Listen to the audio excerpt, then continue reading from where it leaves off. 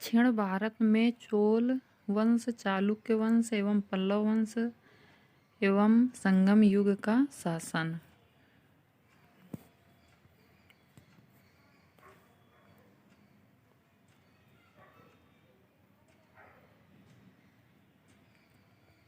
नवीं शताब्दी ईस्वी में चोल साम्राज्य की नींव डाली गई थी विजयालय द्वारा। वो मंदिर परिसर जिसमें एक भारी भरकम नंदी की मूर्ति है, जिसे भारत की विशालतम नंदी मूर्ति माना जाता है, यह बृहदीश्वर मंदिर। तंजौर का बृहदीश्वर मंदिर जिस चोल शासक के काल में निर्मित हुआ था वो थे राजराज प्रथम। चोलों का राज्य फैला था कोरोमंडल तट और दक्कन के कुछ भाग तक। कावेरीपट्टनम, महाबलीपुरम, कांची और तंजौर में से चोलों की राजधानी थी तंजौर। चोल प्रशासन की विशेषता थी ग्राम शासन की स्वायत्तता। वो दक्षिण भारतीय राज्य जिसमें उत्तम ग्राम प्रशासन था, ये चोल वंश था।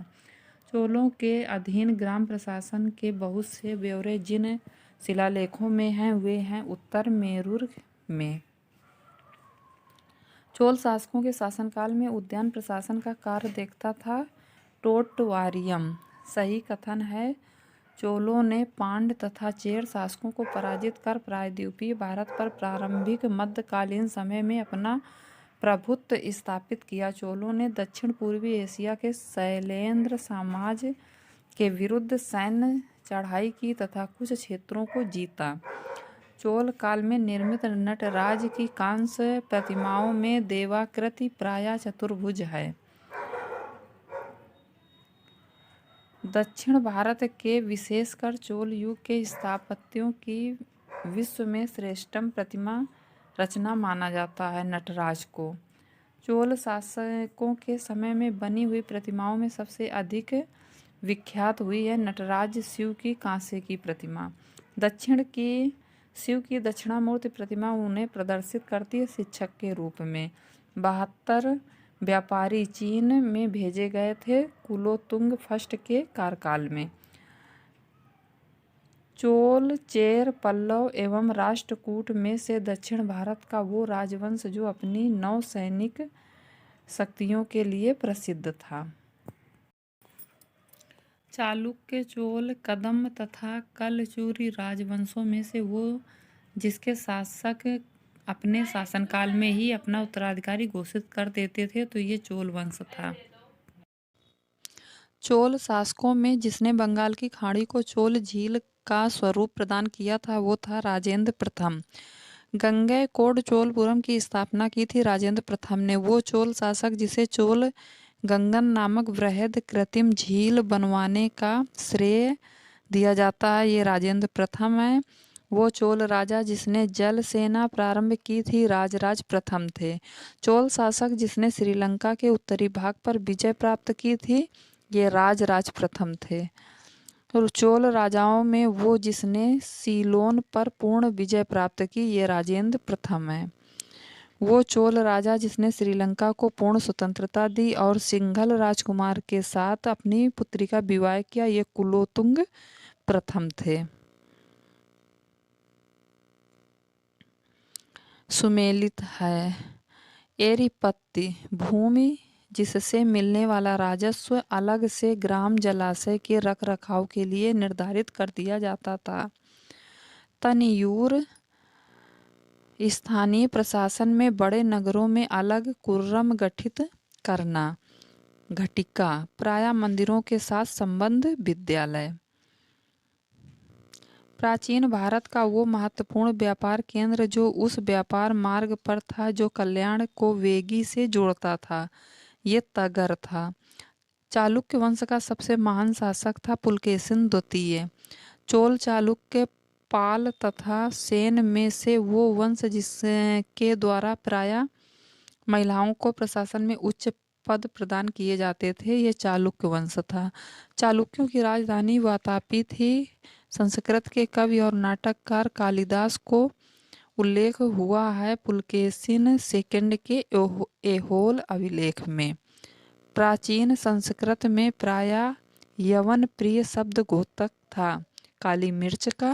संगम साहित्य में तोलकाप्पियम एक ग्रंथ है तमिल व्याकरण का। शिलप्पयाधिकारकम का लेखक था अडिगल इलंगो अडिगल।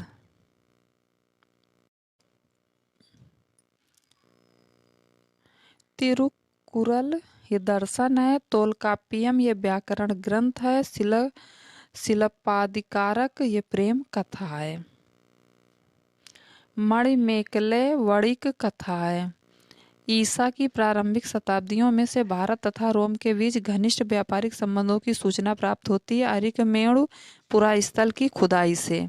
अरिकमेणु ताम्र लिप्ति कोरके तथा बारवेरिकम में से वो बंदरगाह जो पोर्डुके नाम से दी पेरिप्लस ऑफ दी इरिथ्रियन सी के लेखक को ज्ञात था। अरिकमेणु रोमन बस्ती प्राप्त हुई थी। अरिकमेणु से एम्फोरा जार होता था, एक लंबा एवं दोनों तरफ हत्थेदार जार। कदम्ब, चेर, चोल एवं पांडव राजवंशों में जिसका उल्लेख संगम साहित्य में नहीं किया गया ये कदम्ब है। कदम्ब वंश का उल्लेख नहीं हुआ संगम साहित्य में। चेर, चोल, पल्लव तथा पांडव में से वो जो तमिल देश के संगम युग का राजवंश नहीं था ये पल्लव है।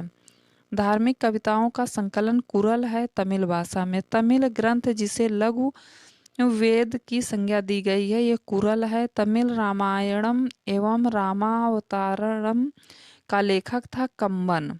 मध्यकालीन भारत के सांस्कृतिक इतिहास के संदर्भ में निम्न कथन हैं। तमिल क्षेत्र के सिद्ध सित्तर एकेश्वरवादी थे तथा मूर्ति पूजा की निंदा करते थे। कन्नड़ क्षेत्र के लिंगायत पुनर्जन्म के सिद्धांत पर प्रश्न चिन्ह लगाते थे तथा जाति अधिक्रम को अस्वीकार करते थे। गुप्त, देवगढ़, चंदेल, खजुराहो, चालुक्य, बादामी, पल्लव, पनमलय,